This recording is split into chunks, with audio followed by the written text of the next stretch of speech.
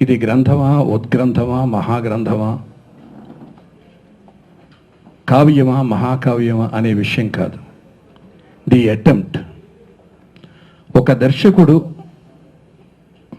తన కథానాయకుడితో చేసిన సినిమాల వెనక ఉన్న అనుభవాన్ని చెప్పడం, అది కూడా ఎవరో ఒక ఆషామాషి ఆర్టిస్ట్ గురించి కాదు, రజనీకాంత్ లాంటి ఒక సూపర్ స్టార్ గురించి. రజనీకాంత్ అంటే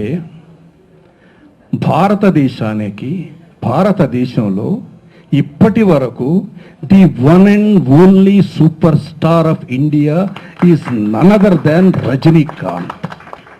నాకు రజనీకాంత్కి చాలా ఎక్కువ సంబంధం ఉంది. మా ఇద్దరి మధ్య ఎంతో అనుబంధం ఉంది. చాలామందికి తెలియదు, అతనికి తెలుసు, నాకు తెలుసు, బహుశా సురేష్ కృష్ణ కొంతవరకు తెలుసు. మోహన్ బాబుని పెట్టుండకపోతే తెలుగులో నేను పరిచయం చేసిన ఆర్టిస్టు రజనీకాంత్ అయి ఉండేవాడు.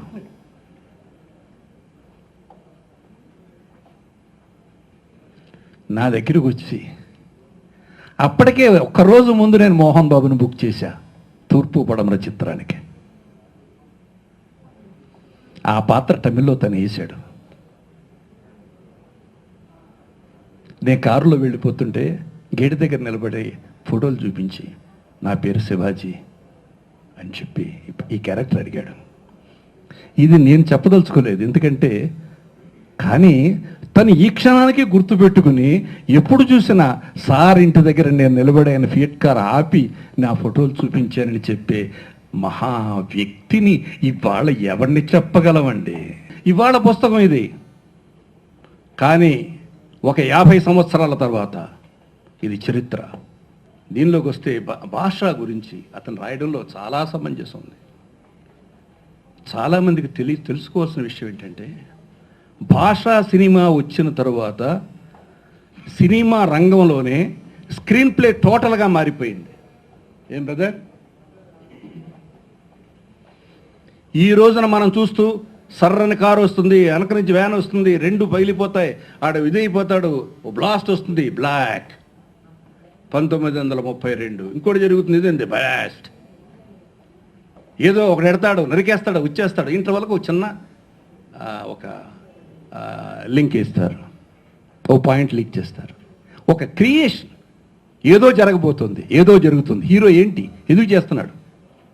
ఇది ప్రారంభమైందే భాషా చిత్రం నుంచి. దీన్ని నేను మనసారా అభినందిస్తూ ఈ పుస్తకం పబ్లిషర్స్ని, ఇదే సమయంలో భాష మా రజనీని మనసారా ఇచ్చేస్తూ, ఎందుకంటే నాకు చాలా అనుబంధం ఇతనితో. హిందీ సినిమా చేసినప్పుడు అసలు సినిమా నేను 2 పిక్చర్లు చేశాను రజనీకాంత్. తమిళ్ ఒకటి, ఈ తమిళ్లో గెస్ట్ ఆర్టిస్ట్గా వేశాడు శివరంజని. అసలు అలాంటి ఒక ఆర్టిస్ట్ని చూడండి.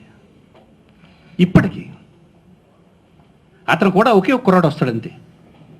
వాడే డ్రైవరు, వాడే బాయ్, వాడే మేకప్ చేయరు. ప్రొడక్షన్ మేనేజర్ ఇప్పుడు ఏంటో నాకు తెలియదు, కానీ మా సినిమాకి మాత్రం సినిమా ప్రొడక్షన్కి ఎవరు మేకప్ చేస్తారో అతనే మేకప్. మధ్యాహ్నం భోజనం చేసి సెట్లోనే సోఫాలో పడుకుంటాడు 10 నిమిషాలు. అప్పటికి ఇప్పటికి నా భార్య పోయిన తర్వాత నన్ను పలకరించడానికి నేను ఎలా ఉన్నానో తెలుసుకోవడానికి 4 సార్లు వచ్చాడు. అంతకంటే హ్యుమానిటీ ఉన్న మనుషులు ఉంటారండి. సో కాబట్టి long live Rajini, long live Suresh. Thank you very much.